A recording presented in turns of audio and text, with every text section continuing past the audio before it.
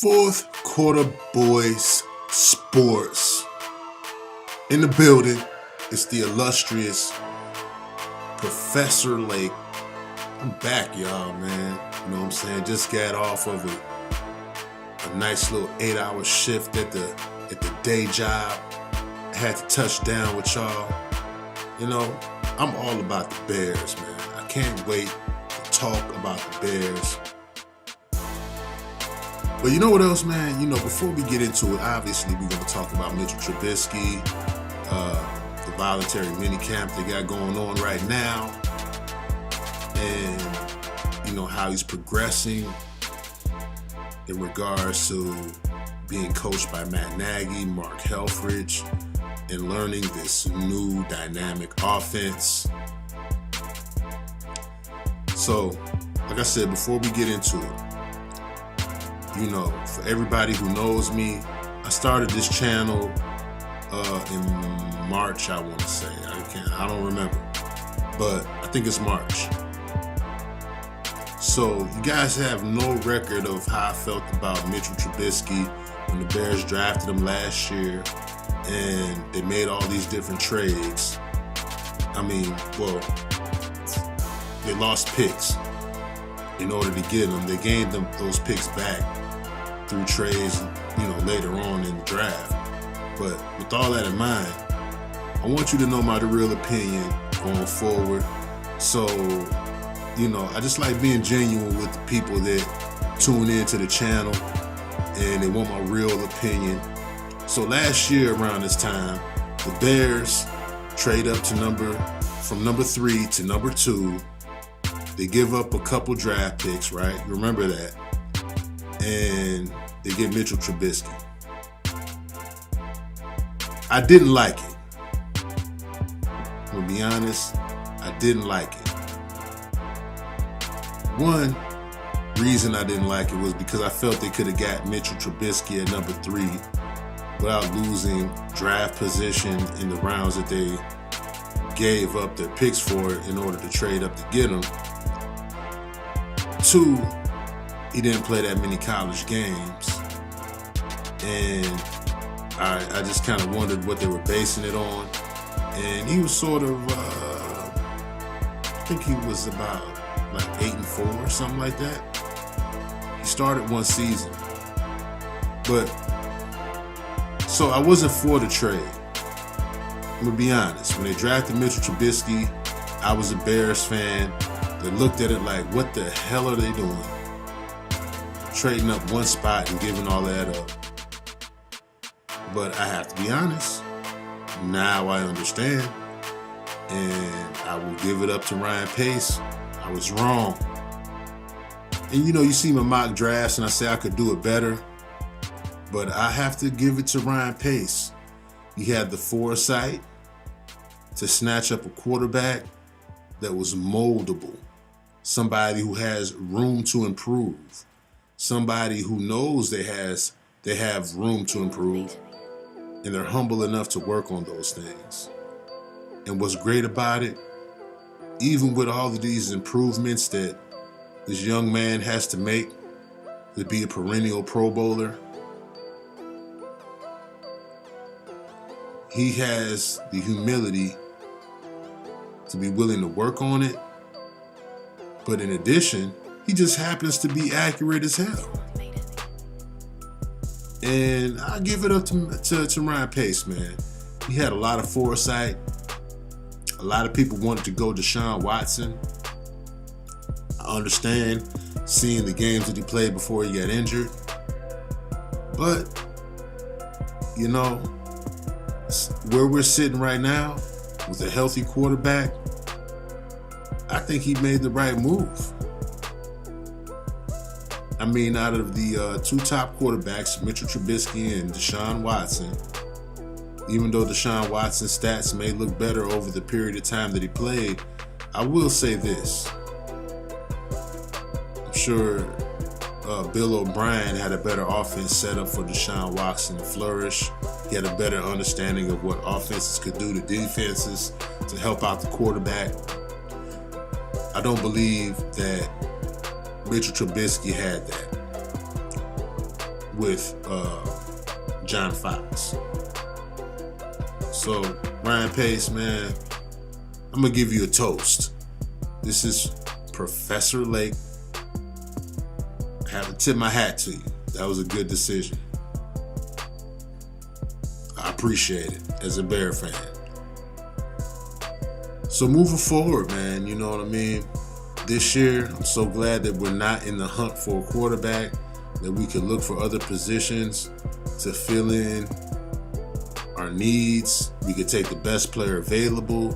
We could trade down and fill our needs and get a pick back in the third round. You know, we're in so much better position this year to attack this draft than we were last year, thanks to the decision of Ryan Pace. So I'm going to give it up.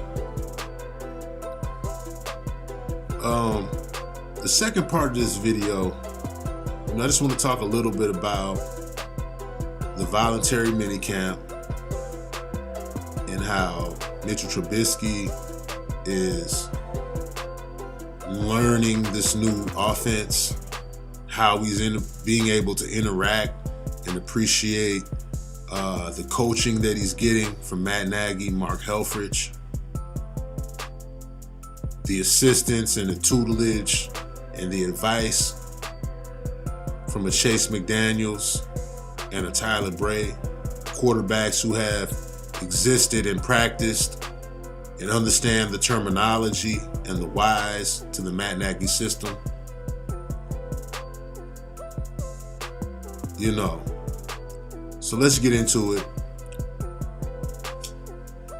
Mitchell Trubisky talks about beginning to understand the playbook, memorizing plays, being able to call the play in the huddle and get his huddle together. Well, he didn't say all of that, but I think that kind of goes along with the statement. He appreciates how detailed the coaches are, how they emphasize certain points, and, you know, they make sure the information that needs to be known hits home with the players. The players understand why certain play calls are being called. And I think the further they move along in the system, you know, they'll understand the versatility of how they can run 5 or 6 different plays out of one formation just in the passing down. You know, I don't even want to get into deep about it, and neither did Mitchell, because it's sort of like the Matrix with this offense. You see one formation, but that formation can turn into so many different things depending on how you address it as a defense. I like that. That's aggressive in the offensive perspective, to have those sort of that type of weaponry, that type of detail, that type of design, to be able to adapt to the down and distance, situational football, basically, and what the defense is showing. I like that. He goes on to say that Coach Matt Nagy is awesome. He's genuine. He's passionate about the game. And I think that he could tell that from how he teaches the information. He says that he's never been coached as much this year than ever before. And that says a lot, you know, considering that he was with John Fox, a veteran coach in the NFL. Matt Nagy steps to the plate, and he feels that over the last 2 or 3 days that he's progressed more than he has in the last year with John Fox. In my position, that's pretty damning for John Fox to ignore the needs of a quarterback that you just drafted. It says a lot about what type of coach you are. Let's continue on. Being around the team helps him prepare for the season.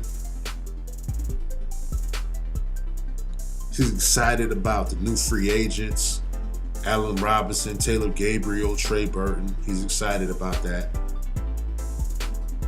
He says Tariq Cohen is very smart and he's picking up on the offense quickly, as well as other players. Chase Daniels, Tyler Bray, they've been helpful during the voluntary minicamp. And again, he says he's been coached more than he ever has at his position. And again, that's damning for John Fox. For a coach that's trying to save his job, you got to get rid of Darryl Loggins.